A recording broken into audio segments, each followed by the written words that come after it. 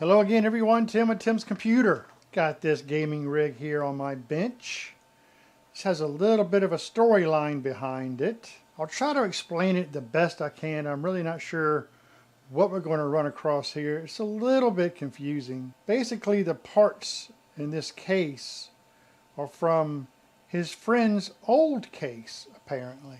And I believe the way he explained this to me, and I took some notes, but it was kind of hard to follow, but it's kind of irrelevant anyways, but I'll kind of go through it a little bit. I think this is his original processor, but it's his friend's motherboard here that he's installed, which he says the motherboard worked fine in the other case, his friend's case. This is a brand new video card. I'm not sure which video card that is.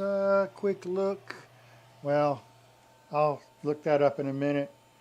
Anyways, and this is his friend's memory, I believe. Anyways, all of that is kind of irrelevant. Trying to give you the bottom line here. He says sometimes when this computer goes to boot or post, there's absolutely no video at all. Sometimes it will boot up. He can get into Windows and there's absolutely no internet. And he can't find any way to regain his internet, and I'm talking about wired for that matter. And he's also claiming that there is no video card listed in the device manager when Windows does boot. This is the original install on his drive. This is the original install of Windows on from his old motherboard. So that in itself might be a bit of a problem, but that's about the gist of it. So no matter where all this parts and all that came from, we're just going to troubleshoot this thing here from scratch. You could tell it's a different board. Well, look at there. It's got the front panel Type C unplugged from there for some reason, possibly troubleshooting, don't know. He's done several troubleshooting things, clearing the CMOS, this and that. Don't know. But they've tried all sorts of things, and pretty much they're out of options, and they brought it to me. So we're just going to have a look and see about what we can find and see if we can solve his problems. So let's fire this thing up and see what happens. Yeah, well, I got things plugged in here, mouse, keyboard. I went to plug in the power supply down here, and the power supply is just floating around, so it's not even attached to the case. It's out of camera, but just trust me, I went to plug the power supply in and the power supply slid right right into the bezel. Anyway, I got it plugged in properly here. I got the monitor plugged in. I'm just going to hit this power button here, see if we can get this guy to post. Alright, we got lights. We got the movement of the motherboard diagnostic lights, and we do have a post. We do have a post here, so that's a decent sign, I guess. So let's see if we can get logged into Windows here.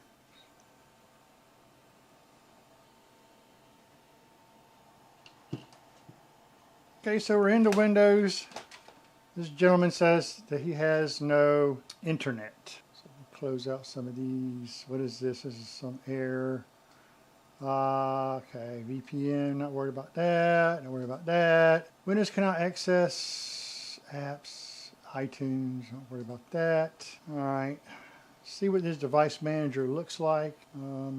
Well, no wonder he doesn't have internet. I mean, gosh, right there, there's no driver. I mean, look at that, no Ethernet, no network.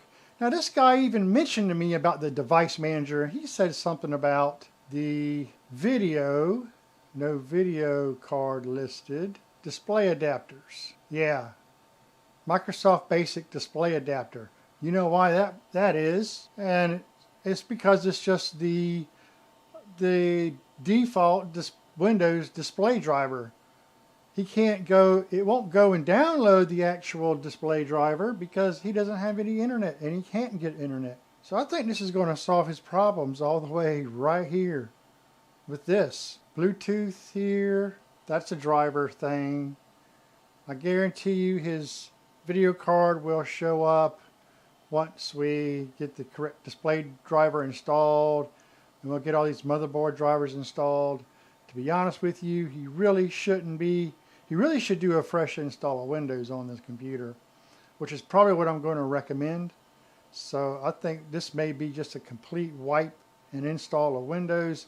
I would like to go into the BIOS because I did notice that his cooler is mounted kind of sideways there. So I was curious to make sure that that thing is cooling properly.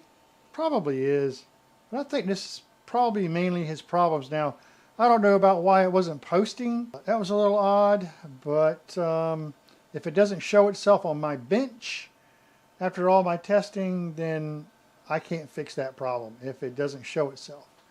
So let me reboot this computer, get into the BIOS, and let's have a look at what the temperatures are looking like. Yeah, I think this is going to be a simple case of kind of not knowing what you're looking at here. And him and his friend both dabbling in this thing.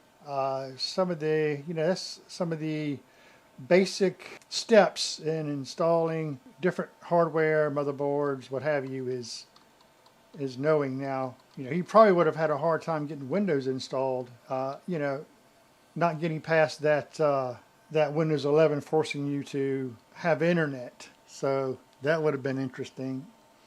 Anyway, let's see what his temperatures are looking like. There's his BIOS. He has a 13th Gen i9 13900K on this computer.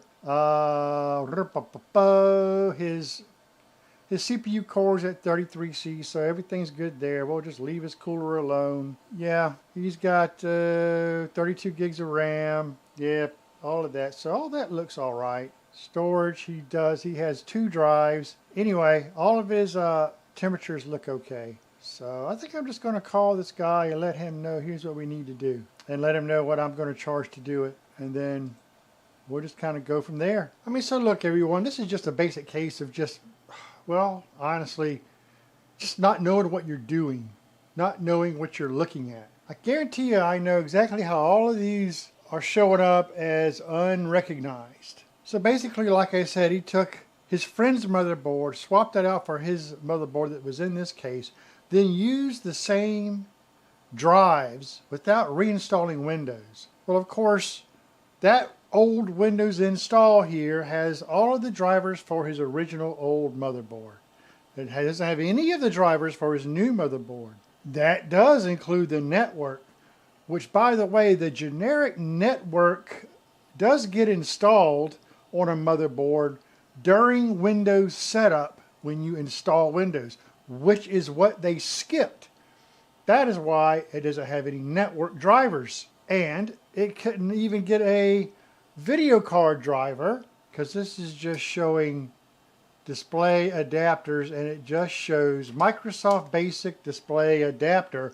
That kind of freaked him out a little bit. It's not even showing my video card. It just says Basic Display Adapter. Yeah, but how come you didn't notice all these yellow marks down here? Did that not tell you anything? Including, look at there, video controller. So if it had internet access, it would have been able to go out probably and populate a lot of these.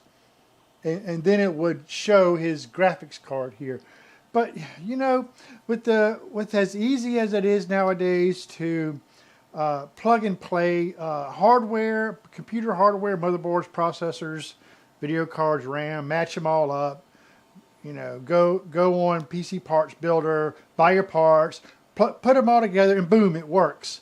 But what do you really learn from that? This is the process of it that you don't learn, because Windows goes out and gets all these drivers for you. A lot of times, you don't even know there's any issues with your device manager during a regular install of Windows 10 or 11.